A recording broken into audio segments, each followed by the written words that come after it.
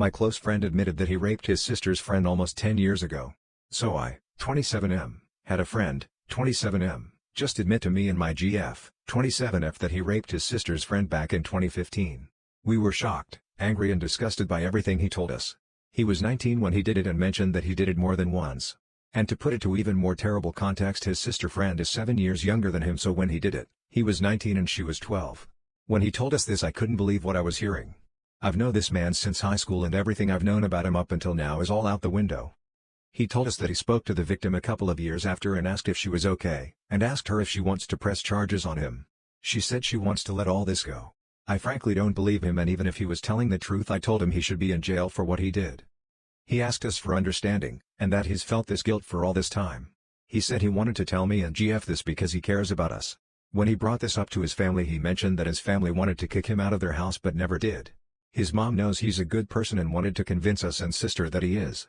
He said that the only reason why he feels this terrible because his mom told him that she was raped as well at that age. My GF told him it's terrible that it took him knowing what happened to his mom is the reason why he feels guilty. We also mentioned that to stop feeling sorry for yourself and do better, because at the end of the day it's not about you or even us, it's about the girl's life he ruined, and the trust that he's broken with him and sister. He doesn't deserve forgiveness, only consequences. We haven't spoken to him since then and never will. Last thing we mentioned was for him to go figure his shit out, but to leave his sister and especially that girl out of it. It's been crazy couple of weeks unraveling this. There's still more to it, but this has been the bulk of it. Even with all the hurt and betrayal I know it's never going to even come close to what that girl has gone through all these years. I hope she heals from all this and takes the best steps in her favor to do so. I get a bad vibe from my husband's new friend. I literally have no good reason to dislike this guy, but something about him puts me on edge. My husband just started hanging out with him. The guy has been nothing but kind and helpful. He's honestly very funny, but I can't shake the feeling that it's all fake. His smile never goes to his eyes. He always has some wild story that seems almost impossible. I'm trying to figure out the timeline on some of them and it's not adding up. And I just get a vibe that he's so full of crap. I don't think he's a bad person or dangerous by any means. But everything he does seems so curated and calculated. Everyone thinks he's so fun and cool. But he just makes me nervous. I don't know. I guess I'm putting this here because I need to put it somewhere, but I don't want to tell any of my friends in case I'm wrong. I just don't trust him. It's driving me crazy. I, 29F, was new during a Zoom lecture and didn't realize my camera was on. I, 29F, am in a degree program in community college and they are still allowing students to do online classes via Zoom. I don't want to gas myself up in saying it's a prestigious degree program, it's fucking community college, but alumni report that they work in impressive offices. So it is important to do well in this program. I wake up at around 5:30 a.m. to go to work and I work all day. I rush home to get on Zoom 6:30 p.m. I was so tired that I forgot to check if the camera was on/off. It was on. I also, being that I just got off of work, was looking forward to getting TF out of my awful work uniform.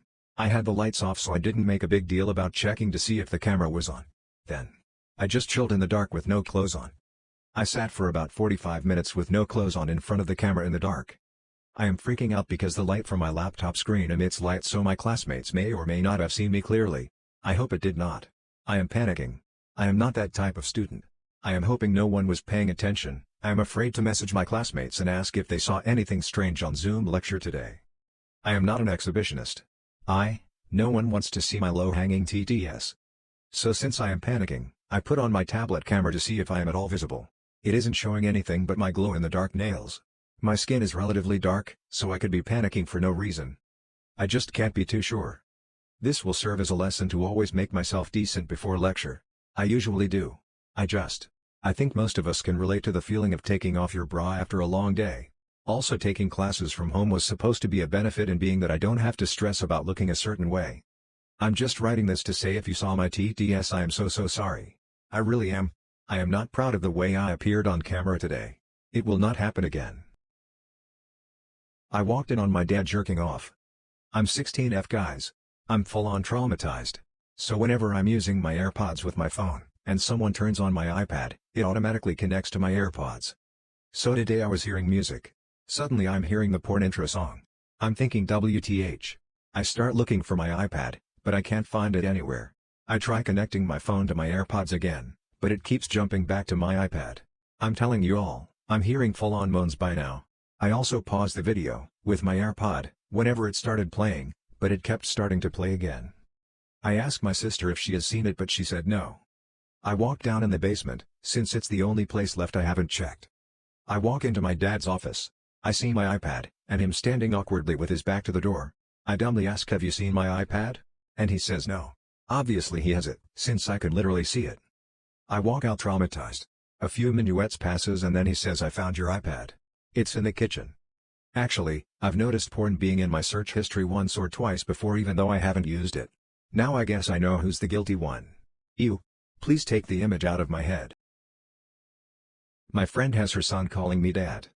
My best friend since I was 10 has always been sweet to me. She had a son at 14 and she got kicked out. None of her family would take her, so I convinced our parents to let her move in. We could afford it. She has lived with us for 2 years and I was doing college preparations. She shares a room with me in a different bed. When I told her about colleges and stuff, she said, what about her son? I asked, what about him? And she said, you're basically his daddy. I am so confused. He has been calling me Dada, but I thought it was something he'd not do with age. Come to find out, she tells him I'm his daddy. I'm not his dad. I view his mom as a sister. This is so confusing. Edit, for anyone confused and or wanting to know more of the story. The dad was 17 when he got her pregnant. Her parents knew of the relationship, just not his age. They kicked her out when she had given birth. The dad is not in the picture. I'm chatting with her about it as I type this. Edit 2. My dad is going through schools to find his identity. There's only about 40,000 of us in this area, so it should be easy to find to get him into child support. My friend profusely apologized and begged me to forgive her. She admitted that it was an attempt to have a father figure in the kid's life and she wants me to be there. I told her that she was basically raped. My mom talked to her and said if the kid is going to be taught like this, then she would have to find somewhere else to go. I feel so uneasy. She basically admitted to trying to trap me as a father figure.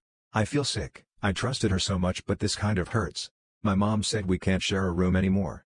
I just want to sob, but I have important exams soon.